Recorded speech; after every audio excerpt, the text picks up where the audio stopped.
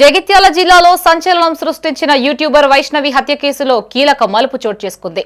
కోరుట్ల మండలం మాదాపూర్ గ్రామానికి చెందిన వైష్ణవి హత్య కేసులో ప్రధాన నిందితుడు హరిబాబును పోలీసులు అరెస్టు చేసి రిమాండ్కు తరలించారు. ఈ కేసులో దర్యాప్తు చేపట్టిన పోలీసులు నిందితుడి దగ్గర నుంచి హత్యకు ఉపయోగించిన కత్తిని స్వాధీనం చేసుకున్నారు. విచారణలో వెలుగులోకి వచ్చిన అంశాలు మరింత షాకింగ్ కు గురిచేశాయి. వరకట్నం కోసమే ఈ హత్య చేసినట్లు నిందితుడు ఒప్పుకున్నాడని పోలీసులు స్పష్టం చేశారు.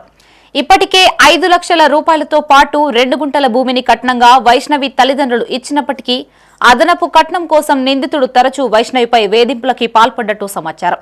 నిందితుడి సోదరులు కూడా హత్యకి ప్రేరేపించినట్లు తమ దర్యాప్తులో తేలిందన్నారు. ఈ హత్య కేసులో నిందితుడి కుటుంబ సభ్యుల పాత్రపైన దర్యాప్తు ముమ్మరం చేశామని డీఎస్పీ రాములు వెల్లడించారు. కురుట్ల మండలంలోని మాదాపూర్ విలేజ్లో నిన్న మార్నింగ్ అవర్స్లో ఒక మర్డర్ జరిగింది. అది డౌరీ డెత్ మర్డర్, అంటే కట్నం కొడుకు చంపిన మర్డర్. సో ఆ చంపిన అతను హరిబాబు భర్త భార్యను చంపిండు.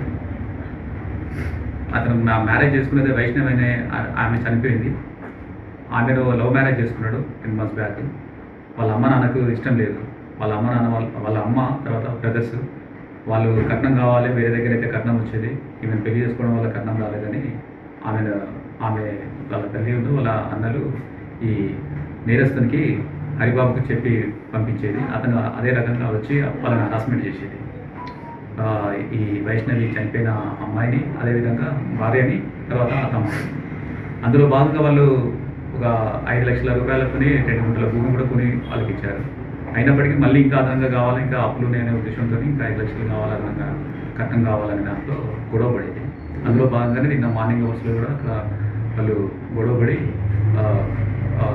అటు ఇటు పెనుగులాటలో అతను కావాల్సుకుని ఆమెను చంపాలనే ఉద్దేశంతో వేరే దగ్గర అయితే కట్నం వస్తుందని, అదనపు కట్నం ఏమి ఇవ్వట్లేదనే ఉద్దేశంతో కత్తిని పొడిచి అదేవిధంగా గొంతు నొక్కి చంపేస్తారు.